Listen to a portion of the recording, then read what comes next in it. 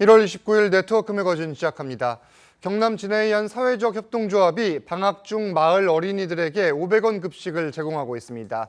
지자체 지원이 끊겨 중단될 위기도 있었는데 기업과 시민들이 십시일반 기부해 식당을 계속 운영하고 있습니다. 첫 소식 이성진 기자의 보도입니다. 경남 진해의 한 식당입니다. 학생들이 줄지어 이름을 쓰고 500원 동전을 저금통에 넣습니다. 하나씩 쓴대요. 그리고 500원 넣고. 학생들은 모락모락 김이 나는 점심밥을 받습니다. 이날 메뉴는 함박 스테이크. 학생들에게 인기 만점입니다. 다음에 또 친구들이랑 500원 식당 오고 싶어요. 이 식당은 지난 2022년 방학 기간에도 학생들에게 건강한 급식을 먹이기 위해 시작됐습니다. 하지만 지자체 예산 지원이 끊기면서 급식이 중단되는 등 몇 차례 위기를 겪었습니다.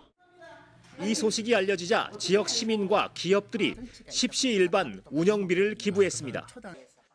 가장 기본적으로 보장이 되어야 되는 거라고 생각을 합니다.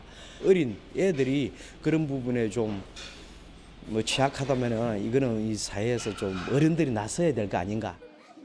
기부금은 식당을 3년간 운영할 만큼 쌓였고 급식을 확대할 계획도 세웠습니다. 올해 한두 번 토요일 날 한번 이제 500원 식당은 계속 운영 지금 할 계획인데 그 계획이 될 수 있도록 노력하겠습니다. 학생들이 낸 밥값은 어려운 단체에 기부해 500원 식당이 기부의 선순환을 만들고 있습니다. TV조선 이성진입니다. 폐지를 수거하는 어르신들이 더 어려운 이웃들을 위해 조금씩 돈을 모아 기부를 하고 있습니다. 이 소식을 듣고 다른 어르신들도 기부에 동참하고 있는데 아름다운 동행은 벌써 16년째를 맞았습니다. 강석 기자입니다. 80대 박연임 할머니가 작은 수레를 끌고 골목길을 걷습니다. 가게 앞에 쌓인 종이박스를 뜯어 수레에 쌌습니다. 하루 종일 수거한 폐지는 100kg 남짓, 5,000원 정도를 손에 줍니다. 운동 삼아서 하고 어째요? 가만히 있으면 누가 가져줘요?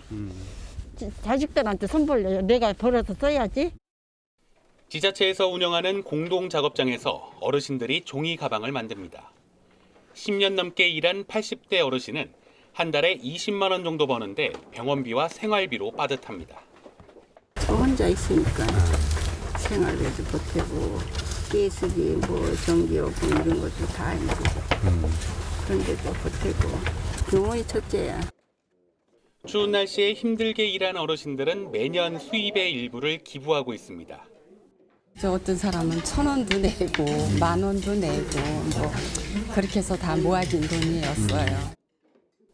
기부 활동은 16년째로 누적 성금은 2,500만 원에 달합니다. 받기만 하는 게 아니라 우리가 기부를 해서 우리보다 더 어려운 사람을 돕고 이것이 좋은 사회, 따뜻한 사회를 만든다고 하니 우리 매년 하자. 더 어려운 이웃을 도울 수 있어 힘이 난다는 어르신들은 오늘도 폐지를 줍고 종이 가방을 만들며 하루를 보냅니다.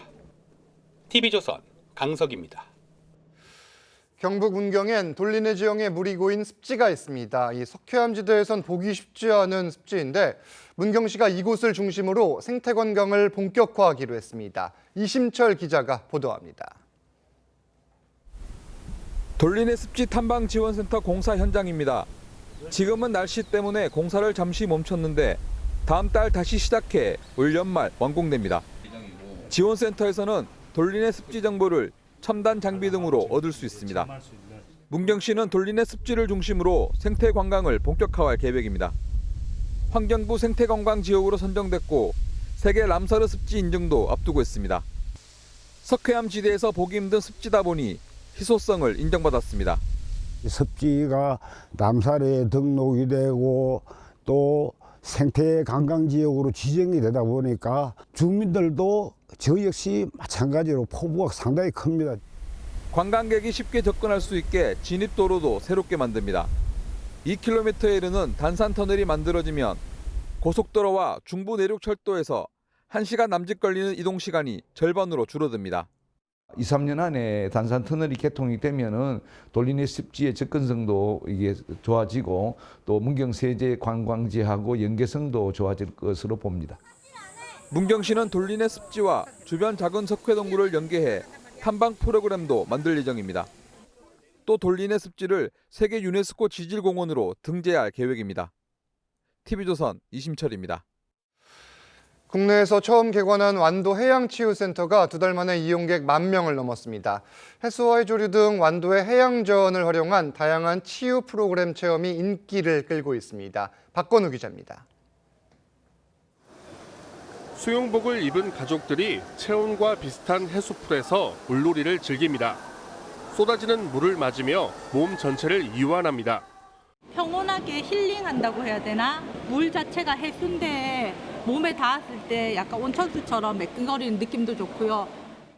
수중 걷기에 이어 아쿠아 체조도 하며 해수가 주는 힐링을 만끽합니다. 걷기부터 하고 재활활동 차원에서 수중 아쿠아 보험을 이용해서 그와 같은 운동을 진행하고 있습니다. 거품 테라피실 분수대에선 하얀 거품이 쉴 새 없이 솟아오릅니다. 이 거품에는 미네랄과 비타민 등이 함유된 해조류의 영양 성분이 들어 있습니다. 되게 부드럽고 피부가 좋아지는 느낌? 그리고 피로가 정말 풀리는 듯한 그런 느낌을 많이 받았습니다. 지난해 11월 문을 연 완도 해양치유센터가 2달 만에 이용객 10,000명을 돌파했습니다. 스톤 테라피와 저주파 마사지 등은 짧은 시간 매진될 정도로 인기입니다. 다양한 치유 프로그램을 하면서 건강을 책임질 수 있다는 것이 우리 센터의 장점이라고 생각됩니다. 완도군은 관광주와 해양치유센터를 연계한 상품을 개발해 관광객 유치에 나설 계획입니다. TV조선 박건우입니다. 모든 사물이 인터넷과 연결되며 데이터 사용량이 크게 늘고 있습니다. 짧은 시간에 많은 양의 데이터를 보내는 기술이 중요해진 건데 국내 연구진이 초고속 데이터 전송 기술을 개발했습니다. 김다루 기자입니다. 최근 챗 GPT 같은 인공지능이나 가상 증강현실이 실생활에 접목되면서 데이터 사용량은 크게 증가하고 있습니다. 네이버나 구글 같은 IT 기업, 이동통신사들은 늘어나는 데이터를 감당하기 위해 시설을 증설해야 하는 부담이 큽니다. 국내 연구진이 이런 문제를 해결할 수 있는 초고속 데이터 전송 기술을 세계 최초로 개발했습니다. 데이터 센터 내부 서버의 초고속 광통신 핵심 부품인 광원 소자를 국내 기술로 독자 개발한 겁니다. 데이터 센터를 그대로 유지한 상태에서 전체적인 전송 용량을 증가시킨 상태로 운영을 할 수가 있습니다. 새롭게 개발된 기술은 채널당 1초에 100GB였던 전송 속도를 224GB로 2배 넘게 늘렸습니다. 전송 용량도 400GB에서 1.6TB로 4배 늘었는데 2시간짜리 초고화질 영화 대여섯 편을 1초에 보내거나 내려받을 수 있습니다. 광 모듈 중심의 연구 개발을 벗어나서 칩 단위의 원천 기술을 확보함으로써 세계 경쟁력을 확보할 수 있는 발판을 마련하였습니다. 2026년 세계 광송 수신 모듈 시장 규모는 180억 달러로 예상됩니다. 연구진은 세계 시장 선점을 위해 이르면 내년 상반기 이 기술을 상용화할 계획입니다. TV조선 김다로입니다. 충남 논산에 국방 관련 첨단 ICT 산업과 일반 산업이 함께 있는 국방 국가산업단지가 조성됩니다. 산업단지는 87만 제곱미터 규모로 사업비 1,917억 원을 들여 2025년 착공합니다. 2027년부터는 토지 공급 및 분양이 시작될 예정입니다. 논산시는 산업단지가 조성되면 2조 8천억 원 상당의 경제 효과를 유발할 걸로 기대하고 있습니다. 계속해서 네트워크 매거진 초대석 시간입니다. 천년 구도인 경주가 내년 열리는 에이펙 정상회의를 유치하기 위해 노력하고 있습니다. 전통문화와 산업발전을 함께 보여줄 수 있다는 장점을 내세우고 있는데 준하경 경주시장 모시고 자세한 이야기 나눠보겠습니다. 안녕하세요. 예, 반갑습니다. 아침부터 먼 길 오시느라 고생 많으셨습니다. 일단 에이펙 정상회의를 지금 준비를 하고 계시는 거잖아요. 유치까지 경주시 어떤 장점을 갖고 있는지, 준비 어떻게 하고 있는지 설명 부탁드릴게요. 우리 경주는 대한민국을 대표하는 역사, 문화, 관광 도시고 가장 한국적인 도시지 않습니까? 저희 시의 유치 당위성과 타당성 또 공감대 확산을 위해서 뭐 열심히 노력하고 있습니다. 아시다시피 우리 경주는 그런 역사적인 장점 외에도 인근에 산업도시가 존재해서 울산, 포항 같은 이런 도시를 통해서 우리 한국의 경제 발전상을 보여줄 수 있는 좋은 장점이 있고요.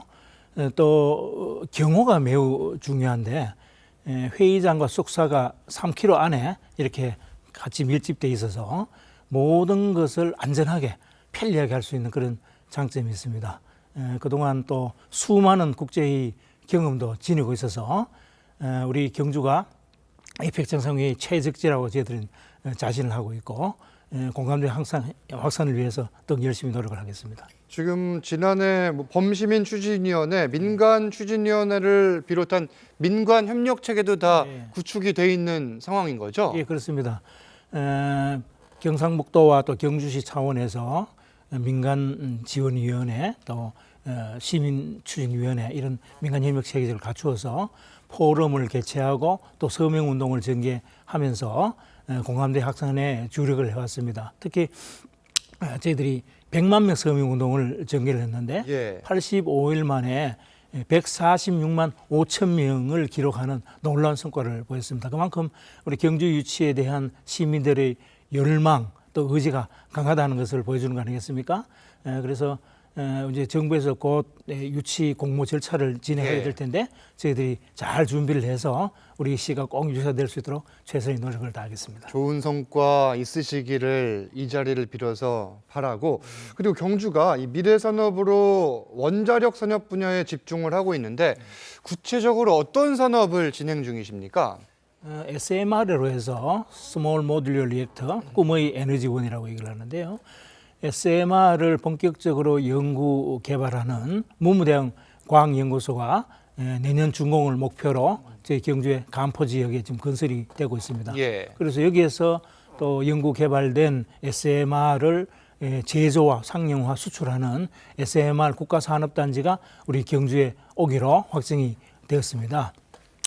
우리 동경주 IC 일원에 한 46만 평 부지 위에 4,600억 정도 예산을 투입을 해서 2026년 착공, 2030년 준공을 목표로 해서 차질 없이 진행이 되고 있습니다.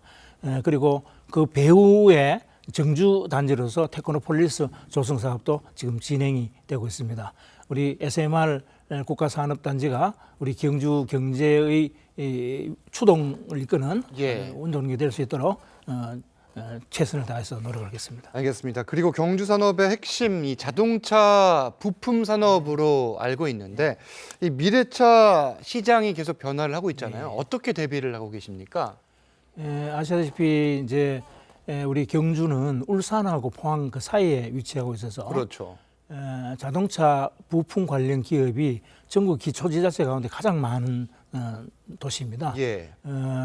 직접 관련 기업이 한 760개가 되고 또 간접 관련 기업 1,300개 이상이 되어서 자동차 산업의 패러다임 변화에 발맞춰서 혁신 생태계를 구축하는 것이 매우 중요하다고 생각하거든요. 그래서 빨리 내연기관에서 전기자동차, 자율운행 자동차로 이렇게 전환될 수 있는 그런 시스템을 만들기 위해서 이 모빌리티 연구단지를 저희들이 조성을 하고 있습니다. 이 연구단지에 성형가공기술연구센터라든가 또 배터리 공유 스테이션이라든가 또 탄소 소재 리사이클링 센터라든가 이런 연구기관을 넣어서 우리는 각 기업들의 구조조정 또 신제품 개발, 인력 양성 등 이런 것을 뒷받침해주는 산업혁신 생태계를 저희들이 만들어 나가고 있습니다. 알겠습니다. 관광 이야기도 좀 해볼게요. 사실 요즘도 경주 정말 많이 갑니다. 지금 보니까 신라환경보건사업, 문화재 디지털 사업도 본격화를 한다고 들었는데 이 5천만 명 시대를 목표로 하고 있다고 해요. 어떻게 지금 문화재들이 변화하고 있습니까? 지난해 이제 관광공사의 데이터랩 통계에 따르면 우리 경주를 찾은 관광객 수가 4,700만 명이 넘었어요. 4,700만 명이요? 그래서 이제 좀 더 볼거리, 즐길거리, 먹거리 이런 것들을 개발해야 되는데 우선 통일 신라 시대에 대해 찬란한 역사 문화 자원을 복원하기 위한 예. 신라왕의 핵심 유적 복원 정비 사업이 지금 진행되고 있습니다. 총 1조 500억 원 정도 예산을 가지고 14개 사이트를 지금 복원 개발하고 있는데 그동안 4,600억 정도 투자를 해서 월정교 또 월성해자 지난해에는 금관총 전시관과 신라고분 정보센터를 개관을 했습니다. 예. 그런데 이제 이런 것을 물리적으로 정비 복원하려면 시간이 많이 걸리지 않습니까? 그래서 요즘 ICT 디지털 기술이 발달했기 때문에 디지털을 통해서 옛 신라의 모습을 재현하고 그것을 우리 시민들에게 보여줄 수 있는 그런 시스템을 갖추어 나가고 있습니다. 예를 들자면 이제 황룡사 구청 목탑 같은 경우에도 정강 형식을 통해서 비주얼로 볼 수 있도록 하고 또 신라 과거의 모습을 시간 여행을 타임머신을 타고 가는 듯이 그렇게 재현을 해서 어떤 전시관을 통해서 이렇게 보여줄 수 있는 그런 시스템을 갖춰서 물리적인 복원과 더불어서 디지털로도 같이 재현하는 그런 작업을 함께 해나가고 있습니다. 시대의 변화에 발맞춰 문화재들도 지금 함께 변화하고 있는 걸로 이해가 되는데 네, 그렇습니다. 마지막으로 경주시를 지금 어떻게 변화시켜 나가겠다, 이 남은 임기 동안 어떻게 바꿔나가고 싶으신지 말씀 부탁드릴게요. 예, 우리 한국을 대표하는 역사문화 관광 도시니까 세계적인 관광 경쟁력을 갖추어 나갈 수 있도록 저희들이 기존의 노력들을 지속하고요. 또 관광만 가지고는 안 되니까 우리 경주를 과학기술 혁신도시로 바꾸기 위한 노력도 함께 해나가겠습니다. 방금 조금 전에 설명드렸듯이 원자력 혁신 도시, 또 자동차, 미래형 자동차 거점 클러스터 이렇게 바꾸는 두 가지 목표를 가지고 함께 추진을 해나가겠습니다. 알겠습니다. 앞으로도 경주시 잘 이끌어 나가기를 바라겠습니다. 준하경 경주시장님 말씀은 여기까지 듣겠습니다. 감사합니다. 네, 감사합니다. 오늘 네트워크 매거진은 여기서 마칩니다. 저희는 다음 주 월요일에 다시 찾아뵙겠습니다. 감사합니다.